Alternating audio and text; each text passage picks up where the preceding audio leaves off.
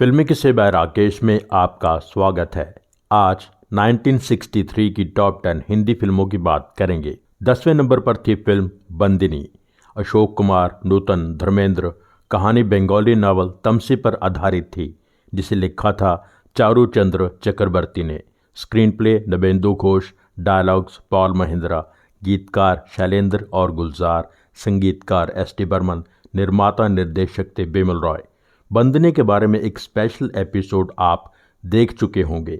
जिसने नहीं देखा है, आई बटन पर क्लिक करके ज़रूर देखिए। फिल्म का बजट था 35 लाख के करीब, net collection 65 lakh. Film semi hit थी।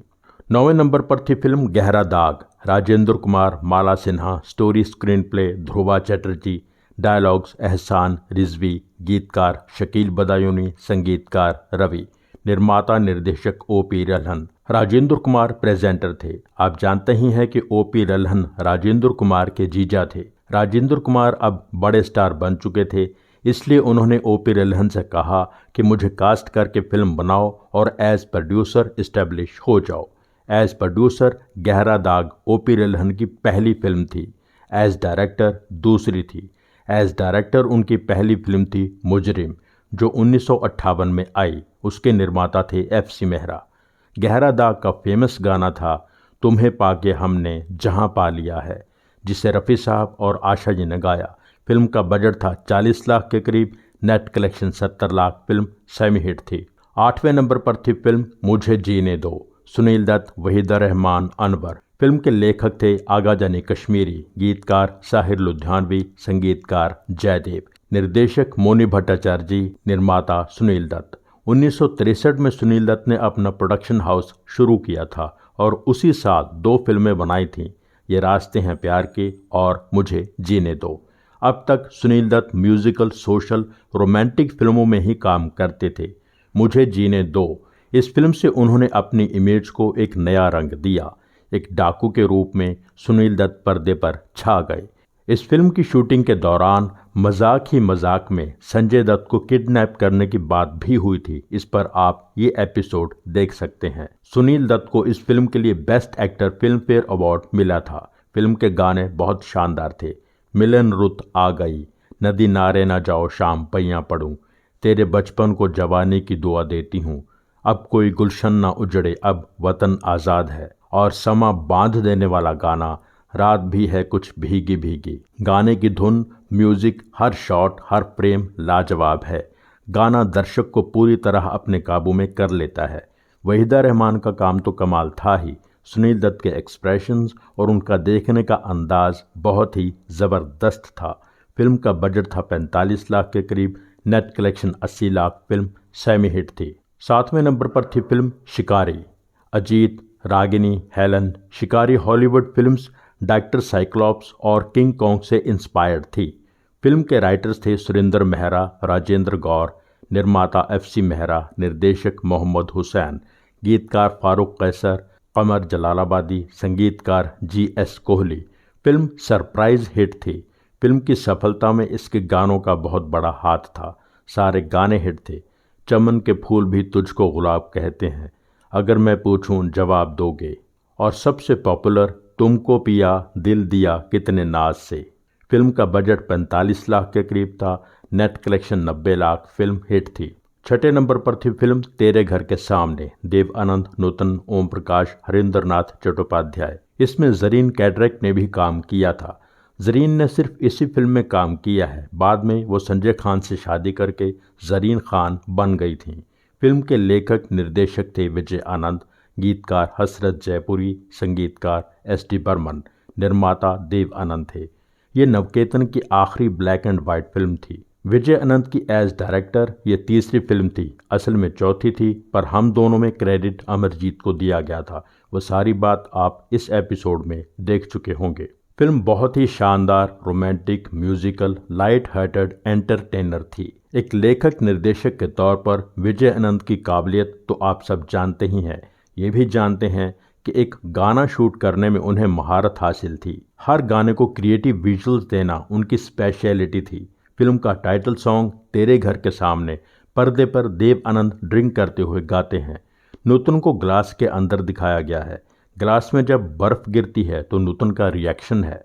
गाना बहुत ही कमाल बनाया गया है। दिल का भंवर करे पुकार, इस गाने के बारे में अलग अलग बातें फेमस हैं। कहा जाता है कि गाना कुतुब मीनार के अंदर शूट किया गया था, फिर वहां किसी दूसरी कंट्री का कोई मिनिस्टर आया, उसको दिखाने के लिए कुतुब मीनार के अंदर फिर से शूटिंग हुई। ये भी कहा जाता है कि विजय आनंद कुतुब मीनार के अंदर गाना शूट करना चाहते थे, पर जो कैमरा मूवमेंट्स वो चाहते थे वो वहां नहीं हो सकती थीं, इसलिए महबूब स्टूडियो में सेट बनाकर गाना शूट किया गया। फिल्म के बाकी सदाबहार गाने हैं देखो रूठा ना करो, ये तन्हाई, हाय रे हाय, बेहतरीन क्लाइमैक्स सॉन्ग सुन ले तू दिल की सदा, और सबसे पॉपुलर तू कहाँ ये बता इस नशीली रात में। देव आनंद और नूतन की ऑन स्क्रीन केमिस्ट्री हमेशा की तरह ज़बरदस्त थी। फिल्म का बजट था 50 लाख के करीब, net collection 1 crore, film hit थी। 5वें नंबर पर थी फिल्म दिल एक मंदिर। मीना कुमारी, राजेंद्र कुमार, राजकुमार, महमूद। दिल एक मंदिर राइटर डायरेक्टर CV श्रीधर की अपनी ही तमिल फिल्म की रीमेक थी। डायलॉग्स राइटर थे अर्जुन देव रश्क, गीतकार शैलेंद्र हसरत जयपुरी, संगीतकार शंकर जयकिशन, बैनर था चित्रालय। फिल्म सोशल थी, लव ट्रायंगल थी। लड़की का एक लड़के से प्यार होना, फिर शादी किसी और से हो जाना, फिर कहानी में तीनों का एक दूसरे के आसपास होना, ऐसी बहुत सी फिल्में हैं, पर दिल एक मंदिर इसलिए ख़ास है क्योंकि इस फिल्म का ट्रीटमेंट, स्क्रीन प्ले बहुत ही शानदार है। फिल्म के डायलॉग्स एक्स्ट्रा ऑर्डिनरी हैं। मीना कुमारी की एक्टिंग के बारे में तो आप सब जानते ही हैं। उनकी आवाज़, उनके बोलने का अंदाज ही बेमिसाल था। राजकुमार की लाइफ का ये बहुत इम्पॉर्टेंट रोल था, उन्होंने बहुत अच्छे से निभाया। आगे चल के राजकुमार अपने डायलॉग्स बोलने के अंदाज के लिए कितने फेमस हुए वो आपको मालूम है। राजेंद्र कुमार बिना डायलॉग बोले भी अपने चेहरे से बहुत कुछ कह जाते थे। तीनों का काम बहुत ही कमाल था। फिल्म का क्लाइमैक्स अनएक्सपेक्टेड था। कहा जाता है कि फिल्म की शूटिंग 27 दिन में पूरी हो गई थी। फिल्म के सारे गाने सुपरहिट थे। रफ़ी साहब के 2 सोलो, यहाँ कोई नहीं तेरा मेरे सिवा, याद ना जाए बीते दिनों की। 2 गाने लता मंगेशकर सोलो थे, रुक जा रात, ठहर जा रे चंदा, हम तेरे प्यार में सारा आलम खो बैठे हैं। एक गाना सुमन कल्याणपुर सोलो था, जूही की कली मेरी लाडली। टाइटल सॉन्ग दिल एक मंदिर है, मोहम्मद रफ़ी और सुमन कल्याणपुर ने गाया। फिल्म फेयर अवार्ड्स में दिल एक मंदिर को 8 नॉमिनेशंस मिले, 2 अवार्ड्स हासिल हुए। राजकुमार बेस्ट सपोर्टिंग एक्टर, अर्जुन देव रश्क बेस्ट डायलॉग्स। फिल्म का बजट 55 लाख के करीब था, net collection 1 crore 10 lakh, film hit थी। चौथे नंबर पर थी फिल्म गुमराह। अशोक कुमार, सुनील दत्त, माला सिन्हा, शशिकला। डायलॉग्स लिखे थे अख्तर उल ईमान ने, गीतकार साहिर लुधियानवी, संगीतकार रवि, निर्माता निर्देशक BR चोपड़ा। फिल्म की कहानी का आधार था कि एक शादीशुदा औरत के लिए गृहस्थ जीवन एक लक्ष्मण रेखा की तरह होता है। अपनी मर्यादा की दहलीज से बाहर उस औरत को कभी नहीं जाना चाहिए। फिल्म लव ट्रायंगल का एक अलग रूप है। ये भी कहा जाता है कि इस फिल्म की कहानी असल जिंदगी से इंस्पायर्ड थी। दिलीप कुमार और कामिनी कौशल में अफेयर था। कामिनी कौशल की शादीशुदा बहन उषा की मौत हो गई। उषा की 2 बच्चियों की परवरिश के लिए कामिनी कौशल ने अपने जीजा BS सूद से शादी कर ली थी। गुमराह की कामयाबी में इसके गानों का बहुत बड़ा हाथ था। गाने थे आजा आजा रे, तुझको मेरा प्यार पुकारे, आ भी जा, आप आए तो ख्याले दिले नाशाद आया, चलो एक बार फिर से अजनबी बन जाएं हम दोनों। इस गाने के लिए महेंद्र कपूर ने 22 टेक्स लिए थे। नतीजा ये निकला कि इसी गाने ने उन्हें film fair best playback singer award दिलाया। सब कलाकारों का काम बहुत अच्छा था। शशिकला को best supporting actress film fair award मिला। बेस्ट एडिटिंग का अवार्ड प्राण मेहरा को मिला। नेशनल अवार्ड्स में गुमराह को certificate of merit for the 3rd best feature film हासिल हुआ। फिल्म का बजट था 60 लाख के करीब, net collection 1 crore 25 lakh, film hit थी। तीसरे नंबर पर थी फिल्म फिर वही दिल लाया हूँ। आशा पारेख, जॉय मुखर्जी, प्राण, गीतकार मजरूह सुल्तानपुरी, संगीतकार OP नैयर, लेखक निर्माता निर्देशक नासिर हुसैन। नासिर हुसैन पहले SD बर्मन को म्यूजिक डायरेक्टर फाइनल कर चुके थे, पर SD बर्मन की तबीयत बहुत ख़राब चल रही थी, फिर OP नैयर को फाइनल किया गया। गीतकार पहले साहिर लुधियानवी थे, पर नासिर हुसैन के साथ अंडरस्टैंडिंग बन नहीं पाई, तो नासिर हुसैन ने उनके फेवरेट मजरूर सुल्तानपुरी को फाइनल किया। ये नासिर हुसैन की पहली रंगीन फिल्म थी। जॉय मुखर्जी बहुत हैंडसम लगे, आशा पारेख तो थी ही बहुत खूबसूरत। इस फिल्म की कामयाबी ने आशा पारेख के स्टार स्टेटस को और ऊपर उठा दिया था। ये typical Nasir Hussain musical entertaining film थी। आखिरी सीन भी बहुत म्यूजिकल अंदाज में पेश किया गया। एक बारात की तरह सब लोग डांस करते हुए जा रहे हैं। फिल्म के गाने एवरग्रीन हैं। अजी किबला, मोहतरमा, कभी शोला कभी नगमा, बंदा परवर, थाम लो जिगर, लाखों हैं निगाह में, आंचल में सजा लेना कलियां, हमदम मेरे खेल ना जानो, देखो बिजली डोले बिन बादल के, आंखों से जो उतरी है दिल में। फिल्म का बजट था 65 लाख के करीब, net collection 1 crore 50 lakh. Film superhit थी। दूसरे नंबर पर थी फिल्म ताजमहल, प्रदीप कुमार, बीना राय। स्टोरी स्क्रीन प्ले कमर जलालाबादी, डायलॉग्स तबिश सुल्तानपुरी, गीतकार साहिर लुधियानवी, संगीतकार रोशन, निर्माता A.K. नाडियाडवाला, निर्देशक M. Sadiq. Taj Mahal film maker Nandlal Jaswantlal को डेडिकेट की गई थी। 1961 में वो चल बसे। उन्होंने कई फिल्में डायरेक्ट की जिसमें सुपरहिट अनारकली और नागिन भी शामिल थी।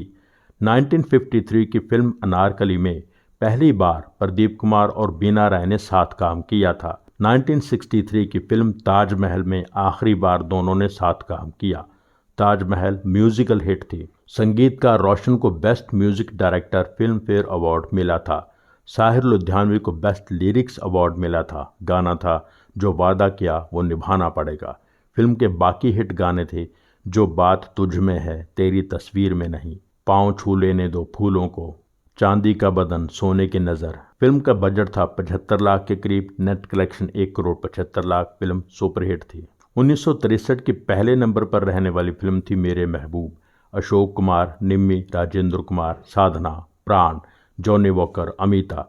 Story and dialogues Vinod Kumar, screen play H.S. रवेल, विनोद कुमार, गीतकार शकील बदायूनी, संगीतकार नौशाद, निर्माता निर्देशक H.S. रवेल। कहा जाता है कि राजेंद्र कुमार ने इस फिल्म को फिनांस किया था। H.S. रवेल ने साधना को अपनी फिल्म के लिए साइन तो कर लिया था, लेकिन साधना इतनी बिजी थी कि शूटिंग के लिए निर्देशक को 8 महीने इंतजार करना पड़ा। वो इंतजार रंग लाया जब मेरे महबूब साल 1963 की सबसे बड़ी हिट फिल्म साबित हुई। H.S. रवेल को तो फायदा हुआ ही, साधना को बहुत फायदा पहुंचा। साधना का स्टार स्टेटस और ऊपर उठ गया, उनकी फीस भी बढ़ गई थी। ये साधना की पहली रंगीन फिल्म थी। साधना की खूबसूरती को रंगीन फिल्म में बड़े पर्दे पर देखना एक जादू की तरह था। जिस तरह से H.S. रवेल ने साधना को फिल्म में पेश किया वो अपने आप में काबिल तारीफ था। साधना का हेयर स्टाइल तो पहले से ही बन गया था, पर फेमस साधना कट इसी फिल्म के बाद ज़्यादा पॉपुलर हुआ। हर कलाकार का काम फिल्म में बहुत अच्छा था, पर साधना की खूबसूरती सब पर भारी पड़ी। फिल्म का टाइटल पहले महबूब था, बाद में इसको मेरे महबूब किया गया। 1963 में फिल्म ईद के बाद रिलीज हुई थी। मुस्लिम बैकग्राउंड थी। H.S. रवेल ने ऐसा माहौल बनाया था कि फिल्म में ऐसा लगता था कि काम कर रहा हर एक्टर असल जिंदगी में भी मुस्लिम है। फिल्म के बाद राजेंद्र कुमार को बहुत चिट्ठियां आईं। उनसे पूछा गया कि आप अपना असली नाम बताइए, आप ज़रूर मुस्लिम हैं। राजेंद्र कुमार ने सबको यही जवाब दिया कि राजेंद्र कुमार ही मेरा असली नाम है और मैं मुस्लिम नहीं हूँ। टाइटल सॉन्ग मेल और फीमेल 2 वर्जन थे। टाइटल सॉन्ग के साथ साथ बाकी हिट गाने थे तेरे प्यार में दिलदार, जो है मेरा हाले जार, ए हुस्न ज़रा जाग तुझे इश्क जगाए, मेरे महबूब में क्या नहीं, तुमसे इजहार हाल कर बैठे, याद में तेरी जाग जाग के हम, जाने मन एक नज़र देख ले। बेस्ट आर्ट डायरेक्शन का अवार्ड इस फिल्म के लिए सुधेंदु रॉय को मिला था। नेशनल अवार्ड्स में मेरे महबूब को certificate of merit for the second best feature film हासिल हुआ। मेरे महबूब का बजट था 1 करोड़ 20 लाख के करीब, net collection 3 crore. Film blockbuster hit थी। 1963 की टॉप 10 फिल्मों पर नज़र डालें तो फेमस स्टार तिकड़ी देव, दिलीप, राज में से सिर्फ देव अनंत की फिल्म टॉप 10 में थी। साल के असली स्टार थे राजेंद्र कुमार। टॉप 10 में 3 फिल्में, सुनील दत्त की 2 फिल्में थीं, एक के लिए अवार्ड मिला। फीमेल स्टार्स में से पॉपुलर स्टार्स रहीं साधना और आशा पारेख। दोनों की पॉपुलैरिटी यहीं से बढ़नी शुरू हुई। दोनों एस मुखर्जी के एक्टिंग स्कूल की स्टूडेंट थीं। दोनों को ब्रेक एस मुखर्जी ने ही दिया था। दोनों बहुत अच्छी दोस्त भी थीं और हमेशा रहीं। सीनियर फीमेल स्टार्स में से टॉप 10 में नूतन की 2 फिल्में थीं। दोनों में एक दूसरे से रोल बिल्कुल अलग था। बंदिनी के लिए उन्हें अवार्ड मिला था। माला सिन्हा की भी 2 फिल्में थीं। गुमराह के लिए उन्हें डेयरिंग डिवा कहा गया। मीना कुमारी की एक फिल्म थी और उनका काम हमेशा की तरह लाजवाब था। म्यूजिक डायरेक्टर्स में से टॉप 10 में एस डी बर्मन और रवि की 2 फिल्में थीं। कुछ फिल्में टॉप 10 में शामिल नहीं हो पाईं पर कामयाब रहीं। वो थीं बहू रानी, फूल बने अंगारे, आज और कल, ब्लफ मास्टर, हमराही, गृहस्थी, पारसमणि। पारसमणि को सफल बनाने में इसके म्यूजिक का बहुत बड़ा हाथ था। संगीतकार जोड़ी लक्ष्मीकांत प्यारेलाल ने ऐसी ज़बरदस्त शुरुआत की थी कि अगले लगभग 30-35 साल तक रुकने का नाम ही नहीं लिया। इसके साथ ही 1963 की खास फिल्मों का एपिसोड यहीं पूरा होता है। एपिसोड लाइक ज़रूर कीजिए, शेयर कीजिए, कमेंट कीजिए। Thank you so much.